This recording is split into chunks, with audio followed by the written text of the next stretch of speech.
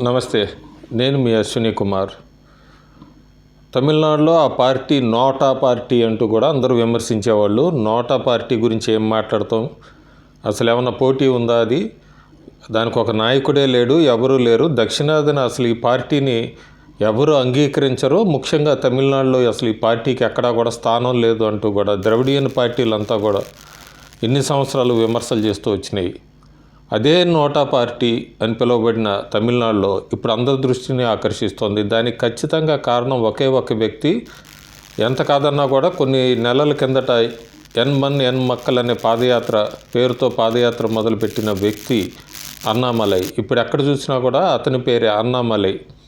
అన్నామలై చాలా తెలివిగా పాదయాత్ర మొదలు పెట్టడమే కాకుండా ఆ పాదయాత్రలో కూడా కామన్ పీపుల్ అందరినీ, ముఖ్యంగా మహిళల్ని పలకరిస్తూ వాళ్ళకున్న ఇబ్బందులన్నింటినీ కూడా తన పుస్తకంలో రాసుకుంటూ ఎట్లా వాటిని బీజేపీ అధికారంలోకి వస్తే వాటన్నిటికీ పరిష్కారాలు చూపుతూ ఉంటూ కూడా ముఖ్యంగా మహిళలను ఆకట్టుకుంటూ ముందుకెళ్ళాడు ఇన్ని నెలలు. అన్ని వర్గాల ప్రజలను కూడా మద్దతు కూడగట్టుకుంటూ, అలాగే ఎక్కడికక్కడ మతాలు కులాలు అని చూడకుండా, ఏ పార్టీ అని చూడకుండా అన్ని నియోజకవర్గాల్లో పర్యటిస్తూ దాదాపు ఈ ఎన్ మక్కల్ అనే పాదయాత్ర ఫిబ్రవరి నెలాఖరికి పూర్తవుతుంది అనుకుంటున్నారు. దానికి ప్రధానమంత్రి నరేంద్ర మోడీ కూడా ముఖ్య అతిథిగా వస్తారా ఆ బహిరంగ సభకి అని చెప్తున్నారు. ప్రస్తుతానికి ఏమైనా షెడ్యూల్లో మార్పు ఉంటే తప్ప ఆ పాదయాత్రలో ఏమైనా మార్పులు ఉన్నా కూడా ఆ ఎన్ మక్కల్ ఫిబ్రవరి నెలాఖరు కాకపోతే మార్చి మొదటి వారంకి పూర్తవుతుంది. ఈ పూర్తి పాదయాత్రలో కూడా అన్నామలై ఎక్కడికక్కడ డిఎంకే చేసిన కరప్షను, వాళ్ళు ప్రజలను ఎట్లా ఇబ్బంది పెట్టారు, ముఖ్యంగా తమిళనాడు ప్రజలతో ఎట్లా ఆడుకున్నారు, వాళ్ళ మీద ట్యాక్సులు ఎట్లా వేశారు, దేవాలయాల్లో భూములను ఎట్లా కబ్జా చేశారు, దేవాలయాలకు సంబంధించిన ఆస్తిని ఎట్లా వాడుకున్నారు, ఇవన్నీ కూడా గత 60 సంవత్సరాలుగా తమిళనాడు ఎంత వెనకబడింది, దానికి కారణం ఏంటి, అట్లాగే నరేంద్ర మోడీ ఏం చేసుకుంటూ వచ్చారు తమిళనాడుకి, ఇవన్నీ చెప్తూ కూడా బీజేపీ ఎందుకు తమిళనాడులో అధికారంలోకి రావాలి, దానివల్ల ప్రయోజనం ఏంటి అంటూ కూడా విస్తృతంగా ప్రజల్లోకి వెళ్ళారు అన్నామలై.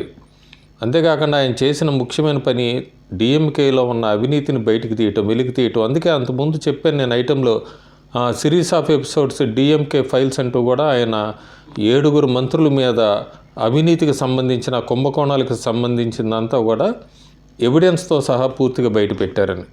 అందులో మొట్టమొదటి వికెట్ సెంథిల్ బాలాజీ. ఈయనకి ఎంత అహంకారం ఉందో, ఎట్లా అంతకుముందు విరుచుకుపడ్డారో అందరికీ తెలిసిన చరిత్ర. అది మళ్ళీ నేను రిపీట్ చేయక్కర్లేదు. ఆ సెంథిల్ బాలాజీ అనే ఆయన గురించి. ఆయన విద్యుత్ శాఖ మంత్రి, అట్లాగే రవాణా శాఖ మంత్రిగా కూడా ఉన్నారు. ఆయన మీద పెట్టిన ఆ డిఎంకే ఫైల్స్ అనే కరప్షన్కి సంబంధించి, అవినీతికి సంబంధించింది ఎప్పుడైతే అన్నామలై బయటపట్టారో ఇమీడియట్గా ఆ మంత్రి మీద ఈడీ, ఎన్ఫోర్స్మెంట్ డైరెక్టరేట్ వాళ్ళంతా కూడా దాడులు జరిపారు. సంబంధించి 2023 జూన్లో ఆయన్ని అరెస్ట్ కూడా చేశారు. అరెస్ట్ చేశాక కూడా సెంథిల్ బాలాజీ అందరిలాగే ఛాతిలో నొప్పి అంటూ ఆసుపత్రిలో చేరటం, ఏదైనా తర్వాత ఎట్టకేలకు ఆయన చేరాల్సిన శ్రీకృష్ణ జన్మస్థలం ఉన్నట్టుగా చెరసాలలోనే ఉన్నట్టు ప్రస్తుతం ఆయన ఖైదీగా శిక్ష అనుభవిస్తున్నాడు.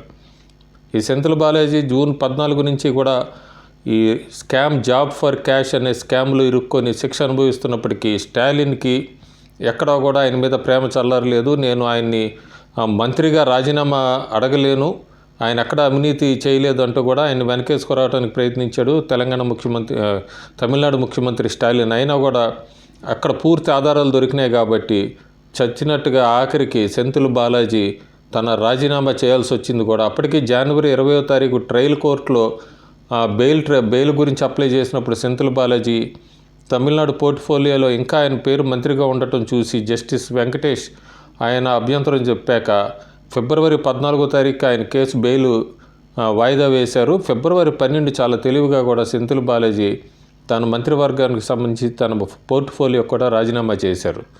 ఇదంతా కూడా తమిళనాడులో డిఎంకే మీద ఎక్కుపెట్టిన బాణం అన్నామలై. సెంథిల్ బాలాజీ మొట్టమొదటి వికెట్. ఇప్పుడు డిఎంకే పార్టీ పూర్తి డిఫెన్స్లో పడింది. అంతేకాకుండా ఇంతసేపు చిన్నచూపు చూసిన బీజేపీ పార్టీని, లేకపోతే దక్షిణాది పార్టీలు, ఉత్తరాది పార్టీ అంటూ చెప్పుకుంటూ వచ్చిన డిఎంకేకి ఇంకా మాటలు చెల్లుతున్నట్టు కనబట్టలేదు. సర్వేలో కూడా చూస్తున్నాం. ఒకప్పుడు మనం భారతీయ జనతా పార్టీకి తమిళనాడులో 1-2% ఇట్లా ఉండేదల్లా కూడా ప్రస్తుతం యావరేజ్గా తీసుకుంటేనే అన్ని 16% ఇస్తున్నారు. 16 నుంచి రేపు లోక్సభ ఎన్నికలకి 20% చేరుకోవచ్చని అంచనా వేస్తున్నారు. 26 అసెంబ్లీ స్థానాలకు అది కనుక 30 నుంచి 35% ఓట్ల శాతం వస్తే ఖచ్చితంగా అధికారంలోకి వస్తుంది బీజేపీ.